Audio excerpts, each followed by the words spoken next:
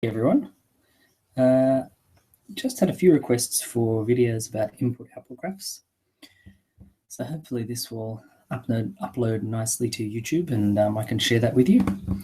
As you can see here, we've got an input-output graph drawn with the two axes drawn in Paint. Apologies for the rather lame drawing facilities, but anyway, we'll give it a go. So what do we want to know? We want to know about, firstly, if you are asked to draw an input-output graph with a certain compression threshold, certain linear sections, expansion sections, and output compression, how you would draw that. And you also might be asked to interpret an input-output graph as well, of course. So you want to know how to interpret an input-output graph to tell us where the compression thresholds are, to tell us where the output compression thresholds are, the expansion threshold is, and even perhaps what the compression ratios are across a certain section. So before we go on, let's just talk about what a little bit about the difference between output and gain. Just a reminder, because I think the problem a lot of students have is moving between output and gain. And because we are quite frequently looking at graphs which show gain and frequency, for instance, on our when we're fitting a hearing aid, but we're not quite as often seeing graphs which show input and output. But they are very useful for looking at the way that amplification changes across different inputs, showing compression, for instance, and so on. The other thing to remember is that your input-output graph is showing the input and output characteristics of a single frequency, or sometimes small group of frequencies. So one can have different input-output graphs for different frequencies, of course. A multi-channel compression hearing aid will have different input and output characteristics for different frequencies. A hearing aid, however, with only one channel will have only a single input and output type function, because the input-output is the same across the frequency range if it has a single channel. Okay, so input and output we've got on our axis there. Let's start just by looking at what does a linear section look like. So a linear section is for each dB increase in input, there's a dB increase in output. Now where we start our drawing on the graph here will depend on how the question maybe is set up, if we're you know, or just how you've decided to draw. You could start, of course, in the bottom here, and there we're going to draw a linear section. And so for each dB increase in input, we're going to have a dB increase in output. So it's going to be at 45 degrees like that, pretty much. Maybe that's not exactly 45 degrees, but it's not too far off. There we go. Now, here we're starting at the sort of cross between the X and Y axis, or the intersection between the X and Y axis, but one could also put that up here or up here, depending on how you've set up your axes. So let us say that we wanted you to draw a linear section beginning at or before a certain point, and then we have a compression section starting at, let's say it's starting at, I don't know, 60 dB. So then what we would need to do is draw in on input. We'll just put a little dot there so we know what we're doing. Oops, let's free draw. Excuse me while I fiddle around here. No one isn't. Okay, so now we're going to draw, I'll just mark it so we know what it is. So it's 60 dB input. Now we're going to change and go into a compression section. Here, for each dB increase in input, we have less than a single dB increase in output. So let's just put a compression section in. Don't worry too much about the compression ratio anyway for the moment. I just want to point out that, again, how do you start the graph, and you know, how's this going to look? So if we've said we want a compression section at 60 and below that a linear section, for instance, you might decide, okay, well, I'll mark 60 here-ish on the graph, so I've got plenty of room on my input axes to put in 70, 80, 90, 100, whatever other sections you might need. And I don't really need that much. I don't need to, because of the questions just asking me about things above about 60, I don't really need to show everything down to 0 here on the x-axis. So I'll just put 60 here, and then this really would be about 30 or something here, something like that.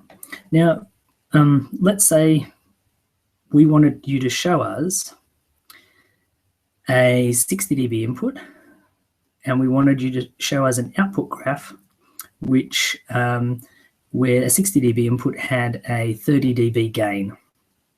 So that means this point here we would have to mark over here as my letters.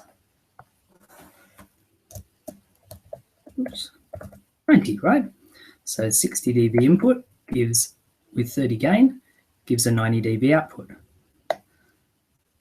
There we go. So now I've got a 60 dB input, a 90 dB output. It's perhaps not perfectly placed there. And I've got a linear section before that, and above that I've got a compression section.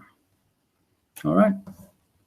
This, we haven't specified where this would cross here at the y-axis. It doesn't matter. We would rarely ask you to, draw that part of the graph. And usually you'd be interested in saying, okay, well, there's a certain compression point or change in the amplification characteristics at some point, input point, and at that point we want a 90 dB output, 110 dB output, or 30 dB gain in this case.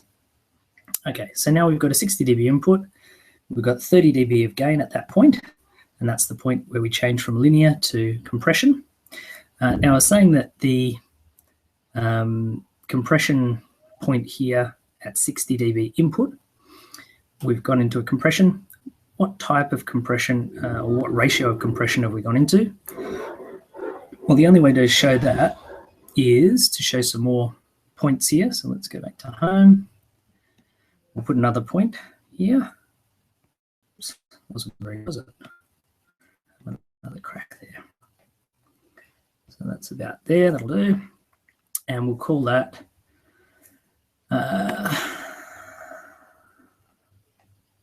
hide this thing. We'll call that 90, let's say. Well, let's say 80. Okay, so now we've got a compression section which goes from 60 to 80.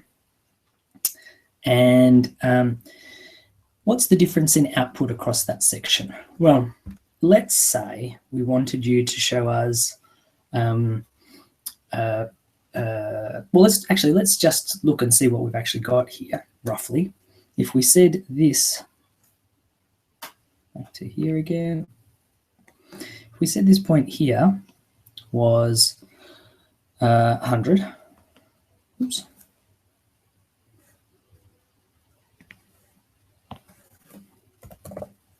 let's say that point there is 100. So we've got a change in input of 20 and a change in output of about 10, okay? So what's the compression ratio there? Our compression ratio is change in input over change in output. We've got 20 to 10, so that's a 2-to-1 compression ratio across that portion of the graph, right? Now your graph drawing skills in an exam situation might not be perfect, but the key is that the, so this, and you can see mine aren't either, of course. The key is that you mark points. You could just draw dotted line, oh my goodness, across or something like that. That's the worst dotted line ever. But you get the idea, right? You draw a little dotted line across like that and show us that, okay, that's a 10 dB increase in output, and this is a 20 dB cross in a change in input. You've drawn a 2-to-1 compression ratio there.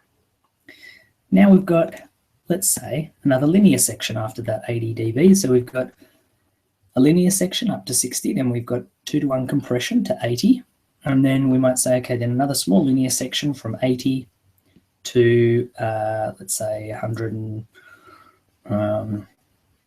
let's say 105 or something like that. So then we're going to mark 105 here. Yeah, 105, there you go. And all right, here.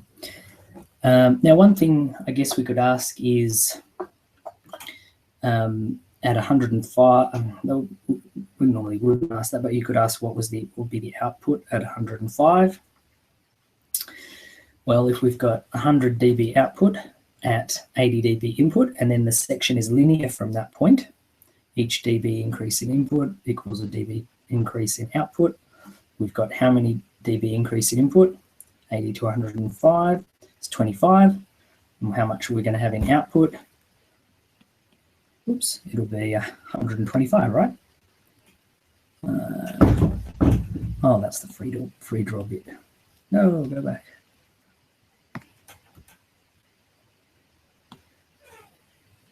This will be easier. So that'll be 125, right? And then we can just put it up across like that. Yeah. Now we say let's draw. So we want a output compression point of 125 dB. So then we're just going to draw a very compressed section above 125 dB output, right? Output compression, we're looking at output. Input compression, we're looking at input. Difference between output compression and input compression is just where the compressor is placed in the hearing aid system in relation to the volume control. But generally speaking, output compression is used for controlling very loud inputs, and input compression is used across a wider range of lower but wider range of inputs, usually between about 30 to about 100 or something like that. Okay, so this is a input-output graph showing a linear section up to 60 dB input. Then we have a 2-to-1 compression from 60 to 80. Then we have a linear section from 80 to 100 and what was it? 105. And then an output compression at 125. Okay, so let's wipe the slate clean rather than try and there we go. So let's pull this down again. How else could we do this? Okay, so this time I'm going to draw a graph, and then you can try and work out what the sections are.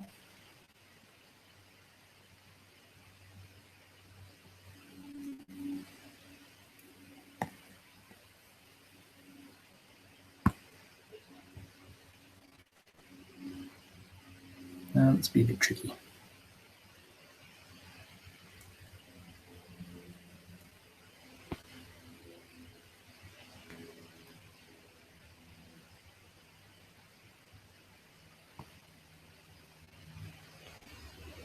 Okay, I'll just draw in some figures here.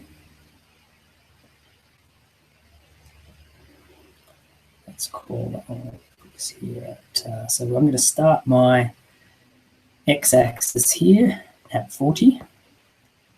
Oh, actually, let's call it, sorry, let's call it,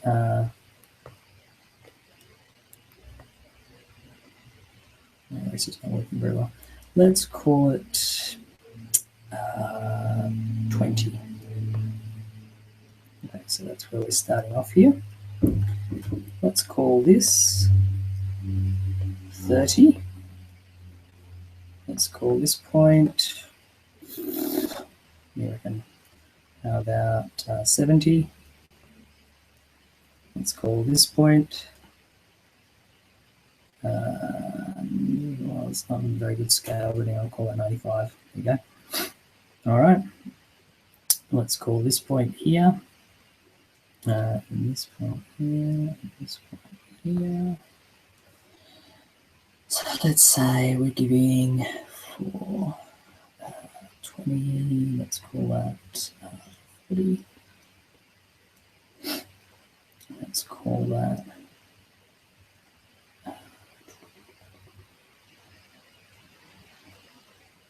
60. Sorry, not quite in line, but that's okay. Let's call that, what's that change? Let's call that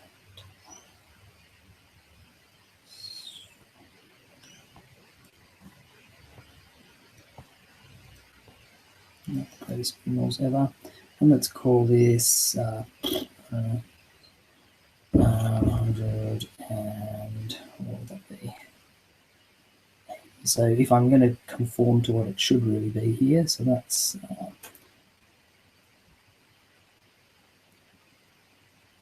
5 more, it's not, so that's 105. Hopefully that works out. Okay. All right, so what have we drawn here? Firstly, we're going to ask ourselves, and you should be asking yourself, let's go through the gains first. So how much gain have we got for a 20 dB input? 20 dB input, we've got 40 dB output. So we've got 20 dB of gain shown for a 20 dB input there. How much gain have we got for a 30 dB input? We've got 60 dB output, so that means 30 dB of gain. For a 70 dB input, we've got an 80 dB output, so only 10 dB of gain. And for a 95 dB input, we've got 105 output, so only 10 dB of gain there as well. Okay, so let's have a look as we go along here at what's going on. So in this first section, from 20 dB input to 30 dB input, as we increase in 10 dB input, we've got a 40, 50, 60, 20 dB increase in output. So what's happening there? Small increase in input, large increase in output. That's the opposite of what we're used to in compression, isn't it? We call that expansion. That's an expansion section. And we would say the expansion threshold is 30 dB. That is, it's the threshold below which the expansion is active. With compression, it's the point above which the compression is active, right? So the expansion threshold is 30 dB here. Below that, what's the expansion ratio? So for every 10 dB change in input, we've got a 20 dB, or for 10 dB change in input, we've got a 20 dB change in output. So it's like a 2-to-1 expansion, or a 1-to-2 expansion, if you want to call it that, the other way around. After that section, we've got what type of section here? What's happening? We've got a change from 30 to 70, so we've got a 40 dB change over that period there. And we've got how much change in output? 20 dB change in output. Is that linear? Certainly not, right? Large change in input, small change in output. That's a compression section, input compression section. What's the compression ratio over that section? Again, change in input, 40, change in output, 20, 60 to 80. So the compression ratio is 40 to 20, again, is 2-to-1. So here we've got a compression section starting at 30 dB, input compression section with 2-to-1 compression ratio. This is an expansion of 1-to-2 ratio. Above, and then we've got another point here at 70 when we change. What's happening here? We're going from compression into essentially what is a linear section. How do we know it's a linear section? Well, one, just looking at it, it looks like 45 degrees, but we can also look here. Change in input, 70 to 95. What's that? That's 25 dB change, isn't it? Change in output, 80 to 105. That's a 25 dB change in output. Change in input, change in output. The ratio is 1-to-1. Whenever the ratio is 1-to-1, it's a linear section. And what happens then at 95? We're going into output compression. But again, be careful. We're not going to use this point to describe the output compression threshold. We're going to use the output at which it begins, which in this case is 105. So output compression begins at 105 dB. Okay, and you could work out the output compression ratio if we gave you another point along here, but rarely would we do that. And you would just do it in exactly the same way, of course, but because the compression ratios are so high there, it's quite difficult to show it. Okay, so that's a few little examples there. If people want me to go through other specific things with input and output graphs, I'm quite happy to. But the general point is, I guess, expansion is shown at angles like this one, a very sort of steep slope on the graph. Compression is shown at angles which are quite shallow. Linear shown as a 45-degree angle, just a straight diagonal, and output compression almost flat, isn't it?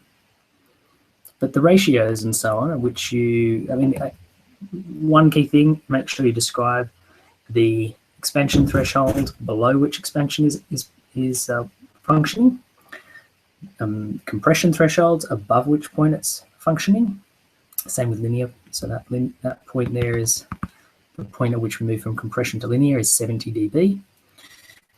And then output compression is described at the output at which compression begins. And see how you go. Ask any more questions you want to clarify any of that. And I'll be happy to make any clarifications. I'll try and stop the broadcast now.